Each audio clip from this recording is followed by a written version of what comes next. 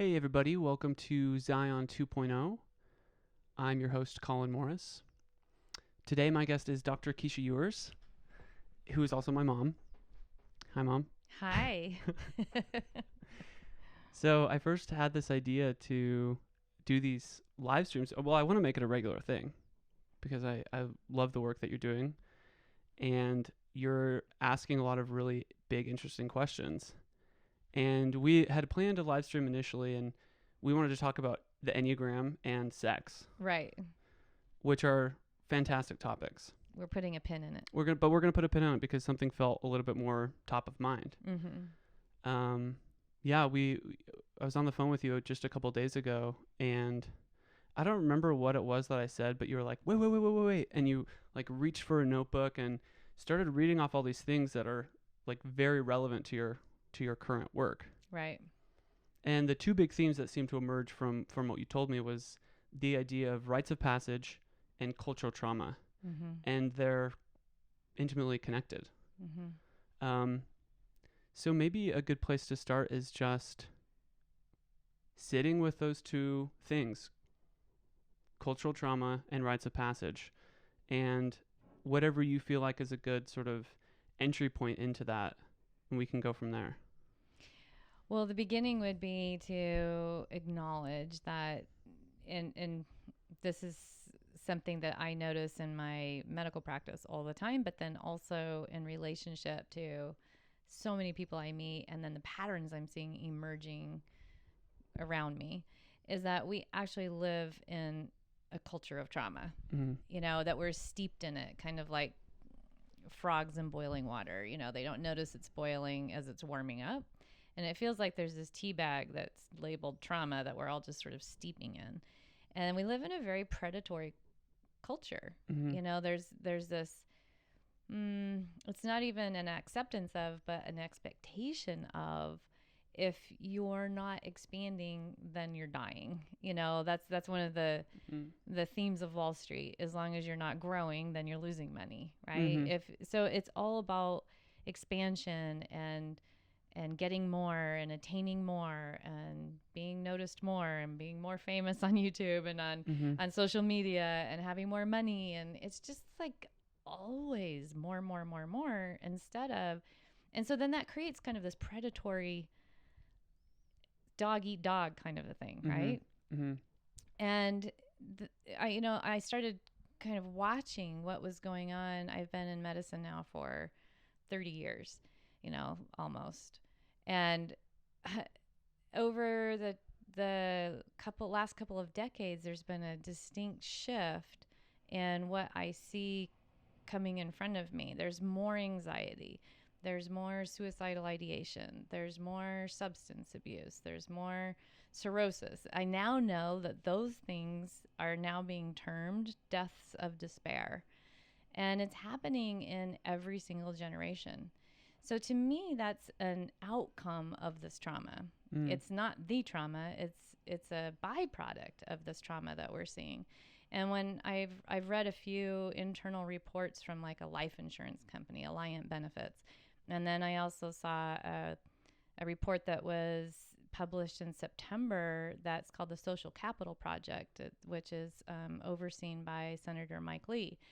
And then I saw, another think tank that had published some data, and they all aligned. And what they said is that more millennials are committing suicide, but also so are more white middle-aged males, and there's more anxiety being diagnosed in women my age, and there's more substance abuse in young men your age. And it was just like every single generation had a spike in some of these, what we're now calling despair, right?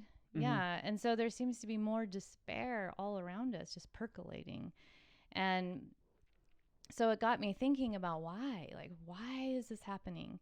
And not only why, but what can be done about it? What are we missing inside of our culture that is creating all this despair?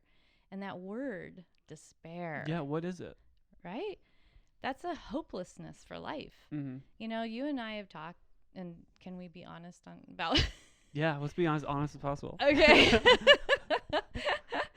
we've both talked about times in our lives where we just really haven't wanted to be alive anymore. Oh, yeah. Right? Yeah. I mean, just today we were walking out in the woods, and I was telling you about a time when I was working with plant medicine, and I'd actually asked one of the facilitators to cover my face with a pillow because I wanted to die.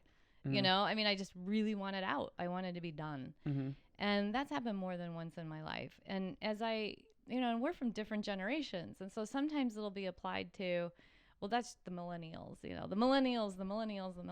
But I'm seeing that this is not generation specific. Mm. And that makes me start to scratch my head. You know, if there's a distinct hopelessness and a lack of will to live, then where can that take us as a species? I mean, there's no good end to that, right? Mm-hmm. Yeah. Yeah, and just pointing to the feeling of despair at different stages of life, like it's not generation specific. Mm-hmm. And I mean, that makes me think of the rites of passage piece, Mm-hmm. that there might be a potential disconnect between when people are getting older. There aren't, I don't know, like these like deeper sort of checkpoints that a community sort of witnesses and observe and holds and sort of allows or expects almost this person to step into a new set of responsibilities, like a new way of being, a new basically just like a new way of seeing the world. And those don't really exist in our culture as much. They're not being guided. That's what I've observed as one of the pieces. I look at societies around the globe, and I've done a fair amount of traveling, and I used to study very closely coming of age ceremonies. I was very interested in that because I'm the mother of 4 children, you know, and I thought, so what does it mean to come of age? How do you assist someone to come of age? And how do I be the best guide for that process for my children? Because I didn't have any kind of role modeling in front of me. I had nothing, you know, so I went outside of my immediate culture, starting looking for, okay, so what is present and what are others doing? And I started extending that to death and dying. You know, how are we preparing for that in our culture versus other cultures that have that as part of their conversation? And then, you know, menopause, as I was entering and moving, I'm right now just kind of moving through menopause, I started realizing there's nothing for the role modeling for that either. There's, you know, and I got married, I did so within one cultural paradigm, but then when I got divorced, I was not in that culture anymore. And how do we do that? We were just having a conversation with your friend yesterday about that the community gathers and celebrates somebody coupling, but then when somebody uncouples, the community is left without resources for where to place their grief, right? As they've watched this couple come together, supported them, given them love. And then when they decide to get divorced, it's an internal process. Well, what happens to support, you know, what have we got for the community? There's not even a discussion about that. And so I started realizing that, you know, some of the cultures that still have this in place are doing really well. Their autoimmune diseases are not on the rise like ours are. You know, the cancer rates, not like ours. Suicide, oh, nothing compared to ours, you know? And so I started thinking there, you know, I don't have the statistics for an immediate correlation, but seems like a fairly strong argument that if there's leadership in place at each state and stage to help guide you through, doesn't that make sense that would be a healthy way? You know, I went looking for a mentor when I had my first child. Like, how do I be a mother, the kind of mother that with these values that I have, how do I do that? And I have one mothering example, but gosh, I would like to have a few others so I can choose my way of mothering. And so I went and consciously found a mentor and said, I love how you've raised your kids. Will you be my mothering mentor? We actually don't really have a permission giving aspect in our culture for that, right? Of going in and honestly saying, oh, I'd really like to be mentored by you. Mm-hmm. And that made a lot of sense to me as I started examining that. Is there a way that we can put that in place? Right? Yeah. Yeah. You know, if you're, I heard once from a Mayan shaman that if you lived in Guatemala in a Mayan village, that and you had some sort of sorrow that needed to be expressed, it was actually the duty of the villagers, the community, to come forth and witness your sorrow. Because if you get cancer or if you have some illness, they call that petrified sorrow.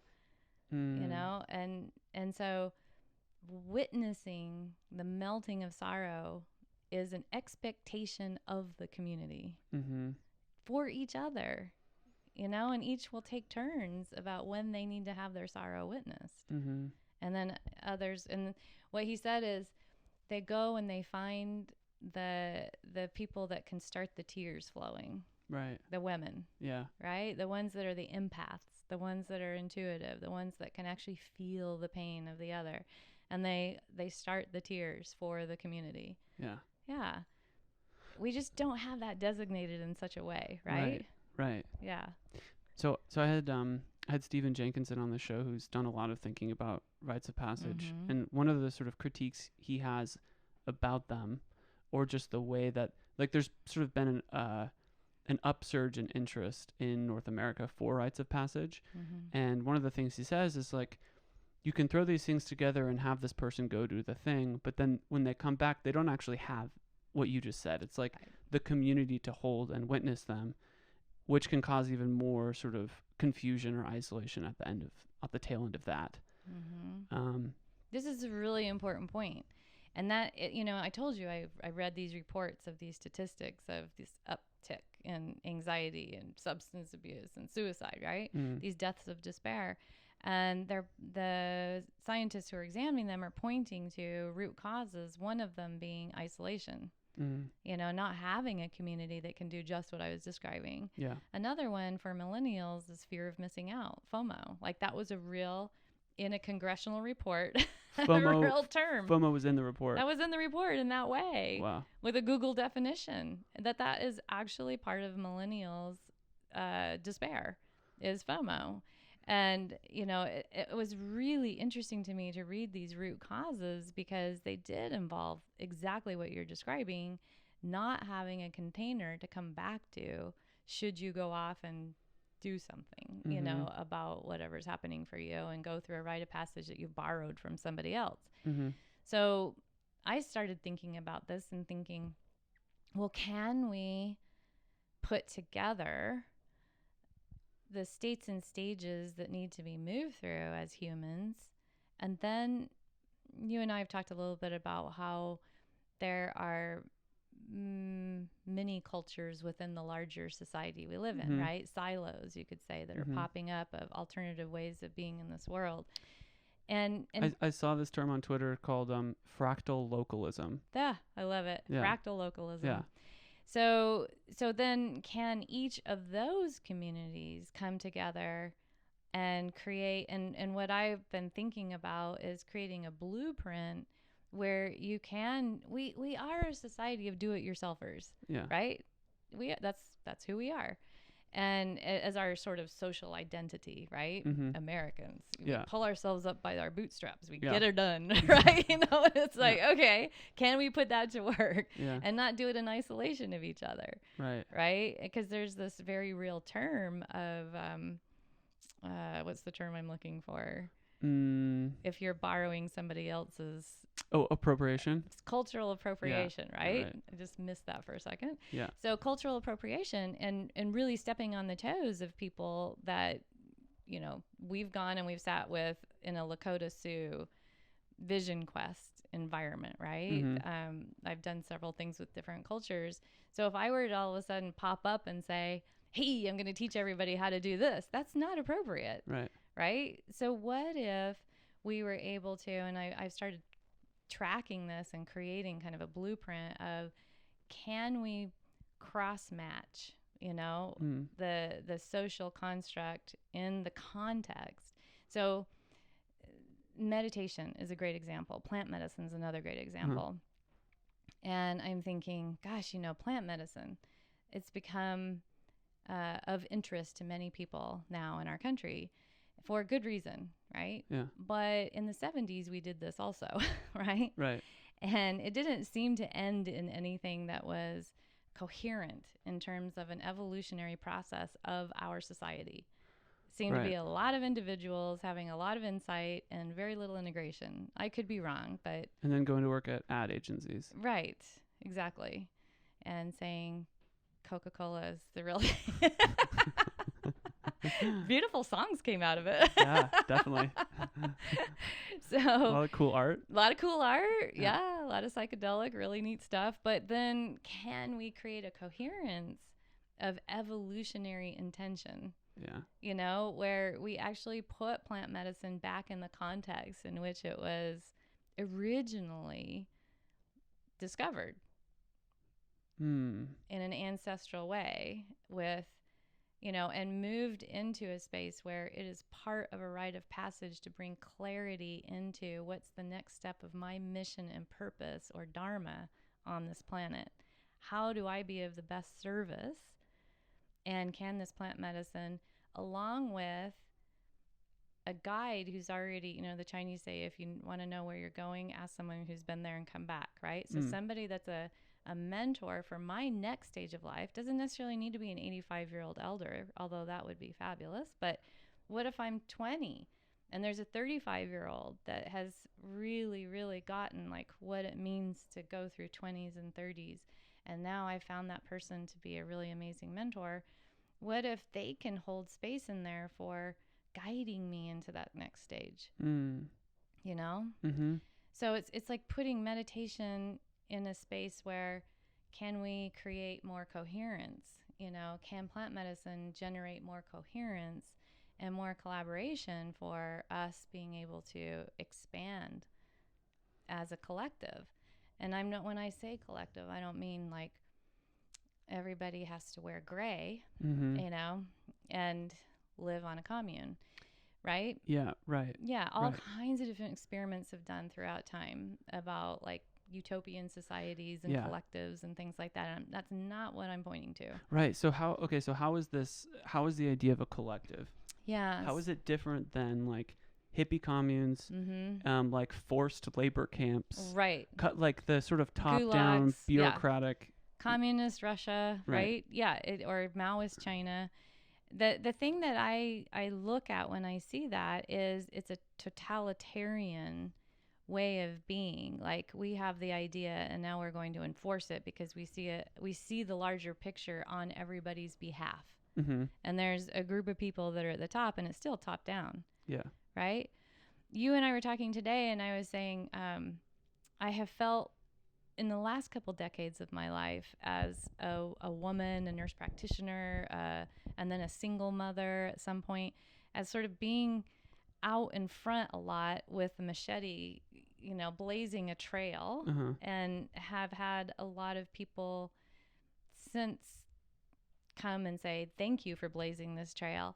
And I was telling you, it feels so much relief right now because there are so many people interested in this idea of collaboration in a collective way, and we'll return back to what that means, that I feel like it's more people in a line that just stretch out as farther than I can see on either side of me. And as you move through a forest in that way, you don't need a machete for one trail. Everybody's moving forward, right? And it just feels amazing. You know? Yeah. Yeah, I can feel this energy of so many people interested in this. And there are a lot of really great thinkers that are talking about the same thing that I'm talking about. And I'm starting to hear that. And, oh, great. You know? That's exciting. So when I think about collaborative efforts in a collective way, it's that shared intention. And it used to be that faith communities were the ones that shared that, right? So a Jewish kibbutz or, you know, like rites of passage are still in place if you're Mormon or if you're Jewish, although I had a lot of Jewish friends say, well, kind of, they're starting to get a little bit shallow, you know, but faith communities, churches were the ones that still had that intact, and more people are leaving. And that was another one of the root causes pointed to in these reports, more and more people leaving faith-based communities. And the faith-based communities had been left in charge of this part of human development, right? Yeah. And now with everyone leaving, it's like, well, who's in charge? Right. Right? So to me, that collective is creating a space where value systems are already being reworked, right? Right. New economy, new everything. And I'm just sort of standing on the hill saying, don't forget about this one. Yeah. Right? Yeah. Don't forget about rites of passage. Don't forget about mentorship, moving through each state and stage with the assistance of somebody that you really respect and admire. Wouldn't it be cool if, and I in a meditation one day, I kind of created a template letter of writing to 5 people that you would like to be mentored by. No holds barred. Yeah. You can write to, if you admire the president, you can write to the president of the United States, right? You can write to Oprah. You can write to Thich Nhat Hanh. You can write to whoever, right? And a rite of passage, the way I was conceptualizing it in this particular meditation, was also the RIGHT of passage. Like the rite of the person moving through that, right? To have mentorship. Right. And even if they don't respond, right, you're still getting out on paper the things that you're looking for. Or can we create like a desire for people who have moved through each stage to want to reach back and mentor, right? Yeah. And it doesn't have to be that you show up in the forest with a fire and a group of elders around it, right? But that you contribute in some way. Yeah. Right. So the president might get 5,000 letters in a week, right, asking for mentorship. And maybe there's something that on the presidential level that president has decided is going to be something very cool that they can do from their office, not having to spend a ton of time, but some piece of wisdom that they would like to impart. Right. Or something about their own story that allowed them to break through any barriers they might have had to get to where they are, what they value about leadership, or just something, Yeah. And then for another person, maybe they can show up with the gift of time and presence and actual physical, right? Right. And create some sort of rite of passage together with the person that needs to go through that state and stage. It feels more like it matches our society to be able to do something like that, right? Yeah. Yeah. So, okay, so here's another piece of what encompasses a rite of passage that feels important, and it's the idea that some part of you is dying. Right. And you're going through a difficult experience. Right. Why would anyone want that? I mean, our culture's so infantilized. Like, why would you want to take on more responsibility than you have to? We're actually panic stricken about the idea of death. Like the little deaths are not okay. Yeah. And the big death is definitely not okay. Right. Yeah. So the fact that we don't even talk about death makes this question a really valid one. Right. Like, why would we even talk about rites of passage? Because they involve death. Anytime that you're moving, and the problem is that we have it anyway. Death exists, everybody's going to die. Everybody is dying.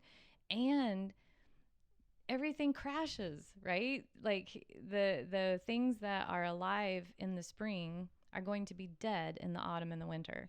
That is a fact of life. And these cycles are constantly going, right? And we just simply don't acknowledge them. We try so hard to keep ourselves separate from nature, and nature shows us all the time that we are moving in cycles at all times, right? Every day the day dies. Every day we have a day death, Yeah. And we just won't acknowledge it. And then we move through the night, the dark, dark night, right? And then the sun comes up the next day. In India, they chant the Gayatri mantra every time the sun comes up and every time it's going down. They acknowledge that and the preciousness of it, right? And say gratitude for it and understand the life-giving element of the sun. And then they move into their night.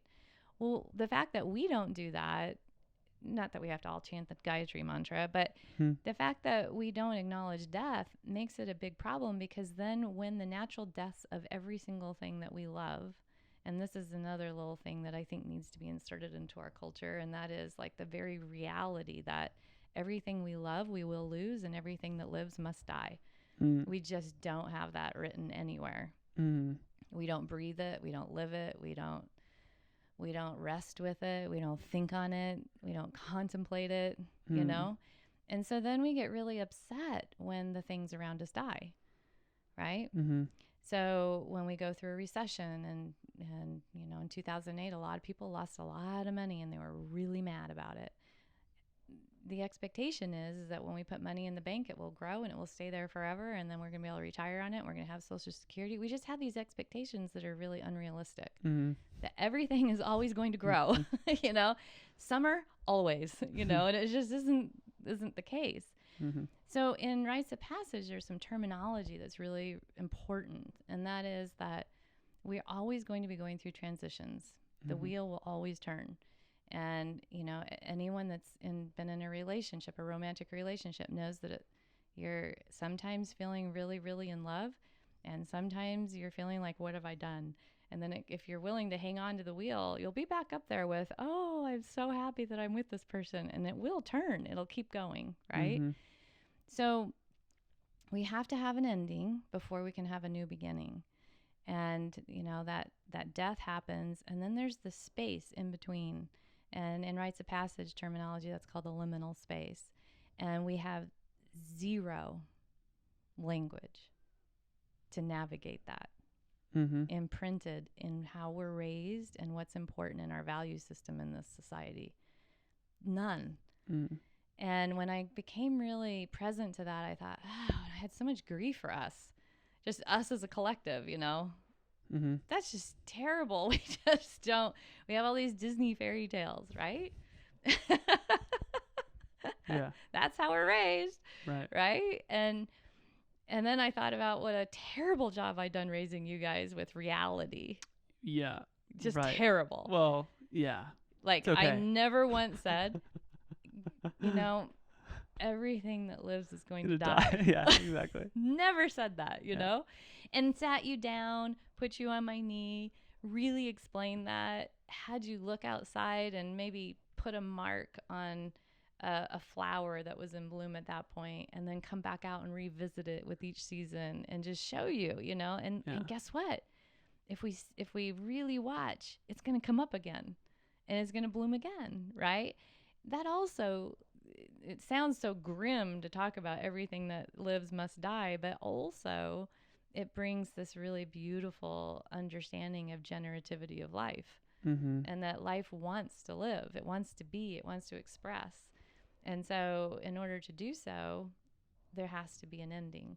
And so that liminal space is the place that we, you know, if you think about going from one side of a street to the other side of the street, we, in the way that we're brought up and trained to be Americans, I guess. I don't want to use the word Americans, but just in our culture, right? Mm-hmm. Westerners, industrial age people, technology, global culture, that kind of a culture, right? Yeah.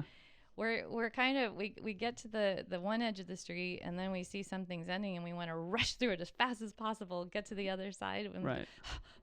safe, right? Right. And there's just not this understanding that it's important to rest in that right. in-between state, because that's where the lessons can come. Yeah. Right? That makes me think of the importance of having not only a mentor, but somebody who is able to witness you when you're not doing well. Right. Because I think that's a lot of it, is not trusting that if you are a mess, people won't be able to meet you there. And like, you'll alienate yourself even further by being the son or the friend who doesn't have their shit together, you know? Or even feeling in a personal level that you're at the bottom of the cycle and not having the confidence and the faith that the cycle is going to come back up around. You're going to be on the top of the wheel again. Right. You will be the blooming flower once again. Right now, you're just feeling like the dead, mulchy under everything and can't really see light. It feels so heavy and like nothing's ever going to shift. Right. Right. And so having mentorship that says, oh yeah, this part, right? Yeah. This part feels really heavy and really terrible. And here's how to do this. This is the part where, just like a bear that's in a cave hibernating in the wintertime is just regenerating strength and resting, and like, this is where you can actually be contemplative and introspective and write and maybe create poetry and music, and this is the place where all this emerges from, right? If you're encouraged to sit in it. And then that's the yin part, and then the yang will come back again too. You'll be back in the light again with this next level of whatever you learned in that liminal space. Don't be in such a rush to get over to the other side, because you might just have to repeat everything that just happened back here. Right? Yeah. So it seems like if I'd had somebody to really help me understand what it meant when I was diagnosed with rheumatoid arthritis, right? That oh, there's a way that your body's trying to speak to you, and you've been ignoring its voice and the data that it's giving you, and instead of, you're broken, you have an autoimmune disease, and you will die. Come back when you're worse, and we'll give you stronger meds. Keyword, when you get worse. When you get worse, because you will. You will. Yeah. Right. This is how it goes. We've been down this road before. We know exactly what we're doing. Exactly. But I had to go outside the matrix to really sit still and not do anything, right? Just really check in with my body and get into this collaborative relationship with it and listen to it. Gosh, if I had a guide to show me how to do that, things would have gone so much, I think, smoother, with so much less struggle and a lot less despair. Right. This idea that my body's betraying me and it's failed me and I've done something wrong and I'm broken and I'm never going to get better and I'm going to be a terrible mother because they're used to having a very energetic mom, and now they've got this mom that's in pain all the time, and just like catastrophizing and automatic negative thoughts and ruminating and all of this stuff that only just makes you sicker. I think about, like, what if I had someone to say, oh, this is that. Here's how to be still and really listen. Yeah. When you say like look outside or step outside the matrix, when I hear that, it's like I feel like that statement exists on multiple dimensions. Can you talk about what some of those dimensions are, and like what, maybe just like speak to that experience a little bit more? Yeah. I had a near-death experience and went into this space that was very light-filled, and the way that I experienced it was being on a grid, and each of the bars of light that met, there was a node that was a being, one of us, and we were connected to each other on this grid of light. And the brighter bars of light were the people that were showing up intentionally, really looking for their purpose and their meaning. And then those that were flickering and dim, like a neon sign kind of going out, were people that had given up. They had despair. That's what was happening. And the grid itself needed to be lit and strong in order for life to be sustained here, is what I got. And so there were all kinds of ways of possibilities of moving into that, lighting up your own node, right? All kinds of them. But all of them required a recognition of, and it's hard to put this into words without sounding trite, but of how important this body, this gorgeous seat of consciousness, and this light, the spirit, this soul, each, so important. And so this idea that it's disposable, or I don't really want, I feel exhausted and I don't want to show up and I just want to shrivel up, and I call it like a potato bug. I mean, I've been there, right? Actually seeps and sucks energy from the grid. So it actually isn't even a choice that we have. We have to all show up. And so it's finding the way, like, what is the way that you can show up? You know, who do you need? A mentor, a guide? Do you need to sit still and just like inquire within and ask the question, who am I? What shows up for you?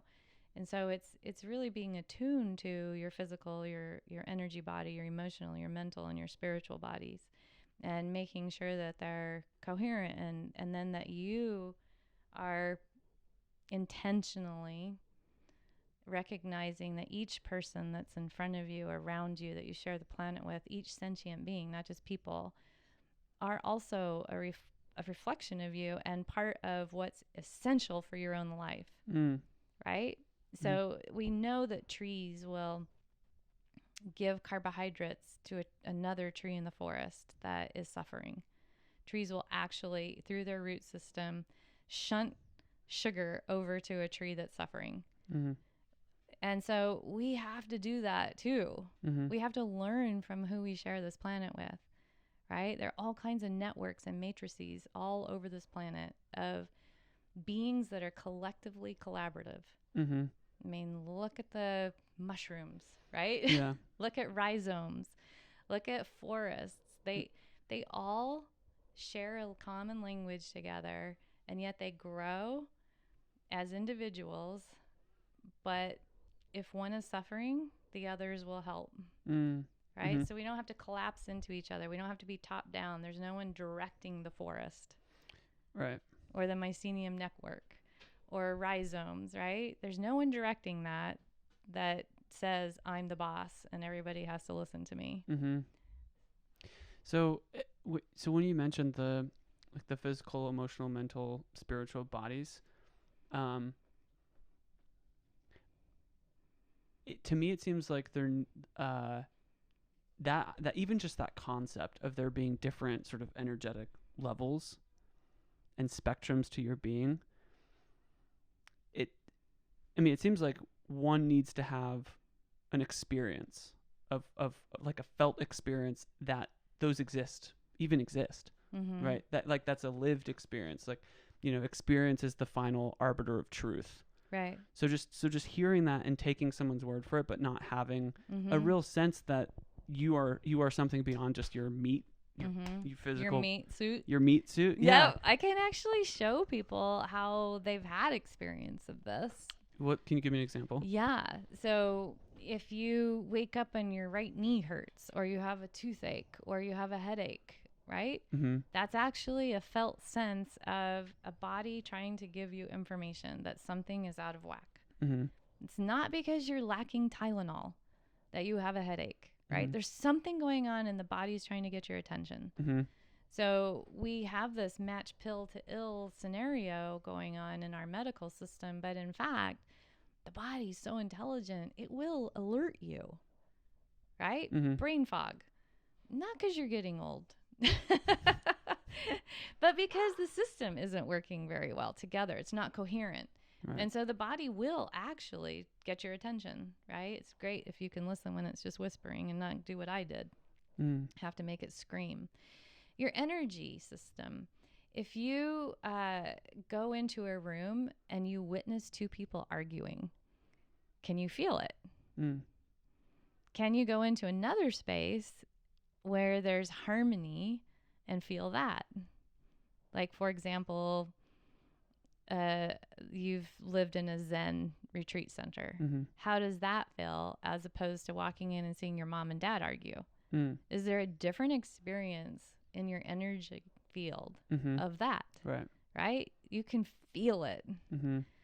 Then your mental, emotional self. How many times have you been surrounded perhaps by beauty, something you really enjoy? Hummingbirds coming to the window, being out in a place I'm just only going to say the things that bring me joy, watching orcas in the water on San Juan Island, and then had that experience be hijacked by an emotional or mental automatic negative thought. I call it the ants coming in and stealing the picnic, right? So all of a sudden you're not present to this beauty around you. You're stewing on something that is going on up here, right? Right. Which will then actually create a change in your energy and inside of your physical system.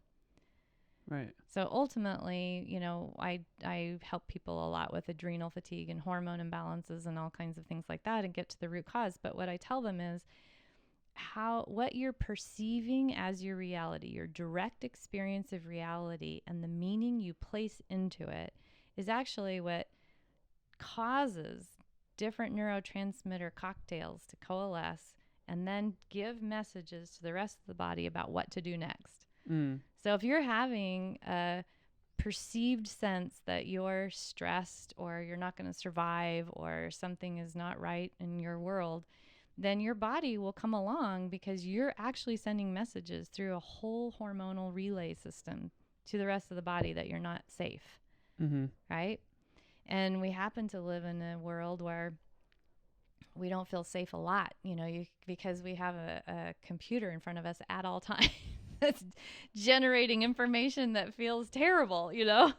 And so people are walking around all the time in just a fight, flight, or freeze mode, right?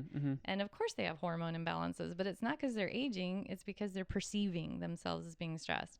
So research shows us on fMRI scans of brains that if anybody that reports a consistently high perceived stress index is actually going to have the same prefrontal cortex brain shrinkage and amygdala growth, your fight or flight part of you, right? And the prefrontal cortex shrinking means less adult brain, less executive function, right?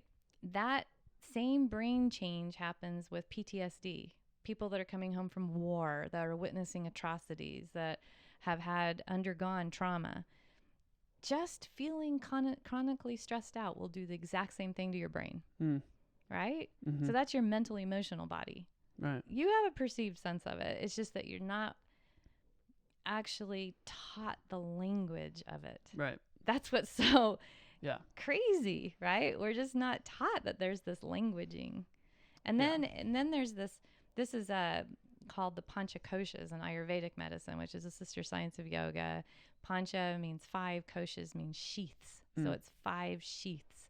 Other frameworks of medicine have other ways, and other frameworks of spirituality have other ways of describing this. But ultimately what they're all saying is that we're more than our meat suit. Right. So, you know, if you've ever had a time when you've been out hiking in the mountains or you're in the shower washing your hair and all of a sudden this answer comes through to a problem you've been chewing on, right? Yeah. Einstein used to have this all the time. Beethoven talked about, you know, waking up in the middle of the night, not being able to keep up with his quill as he's writing out, you know, his music, right? That it just downloads. Well, that's actually the portal to what Carl Jung would call collective unconscious. And that's what Ayurveda, the Panchakoshas, that's your Anandamaya kosha, your spiritual portal, your spiritual sheath. It's the place where we feel, it's called your bliss sheath, where we feel blissful and in tune and harmonious with, like on the grid that I was describing, everything's lit up and we're feeling like we're giving and receiving and it just feels beautiful. We all want to be there. We've all had experience of that, right? Where we're in the flow. Yeah. So those are the 5 layers. We've all had them. Yeah. Thank you for that. I think maybe the last thing that I want to touch on is, we're kind of putting out a bit of a signal. Like you mentioned it earlier, just about this sense that this next stage of your life is about collaboration and community. So I wonder, like, if you want to speak something into existence, like who are you looking for right now? Who do you want to be working with? So I've been working a lot with people that have autoimmune disease. You know, I wrote Solving the Autoimmune Puzzle and the Quick and Easy Autoimmune Paleo Cookbook. A lot of autoimmune, the Reverse Autoimmune Disease Summit. And what I started realizing about a year ago or more is that we are the autoimmune disease. We're, you know, autoimmune means we're attacking ourselves, that we're literally killing ourselves, right? We're not killing the planet. The planet's strong. We're killing us, right? Right. And so, you know, the bat signal is others who are really aligned with wanting to shift this rate of macrocosmic autoimmunity, right? I've been working on this microcosmic level 1-to-1, and then I've moved into groups, and now we are the autoimmune disease, you know? And can we heal that? Can we reverse it? And the answer is absolutely yes. Autoimmune disease is reversible. So then that means this is too. And so I'd really love to bring together in a film format what I've been seeing in other cultures in the world, not because they're doing things so much better. I'm always really careful about not romanticizing ancient cultures, you know, like can we take what's beautiful from and what works from that, combine it with what works here and create our own, right? Flow that works while we're staying in harmony with this amazing planet that we live on, with the sentient beings we share it with, and with each other. You know, can we light up our matrix, each with an understanding of the importance of their node, right? Can we link the silos of cultures that are emerging inside of our culture right now, and put in this idea of rites of passage where we can navigate liminal space with mentorship? Can we have elders come to the table, right? It's calling all elders to the table. Yeah. So in your dream vision, this is a documentary film that is about rites of passage and is sort of documenting things that are working. Is part of it documenting experiments in progress? Both. I have a study that I'm putting together right now, looking at, first of all, you know, some of the studies I've already looked at around deaths of despair is an index of well-being is what is being pointed to that's needed. Like, how do we go from despair to well-being? And the way that I'm starting to see it is more like we go from despair, maybe through depression and anxiety, you know, to well-being. And what about if we could get to wonder and awe? Do we have to stop with well-being? And what does it look like for each individual inside of each generation, perhaps each socioeconomic class, each gender? I don't know. What does well-being mean for each of us? And I'm really wanting to get a survey in front of as many people as possible to just get that question answered. What does that look like? And have you already been mentored in some way? Have you mentored someone else? And what's been the outcome? And what's working already? What can we harness? You know, what can we leverage? A lot's collapsing around us. And can we take the stuff that's still working and build on that? Yeah. I love that. That feels like a great place to end. Yeah. Let's do this again sometime. Have to have endings before we can have beginnings. Thanks for doing this. I love you. Love you too.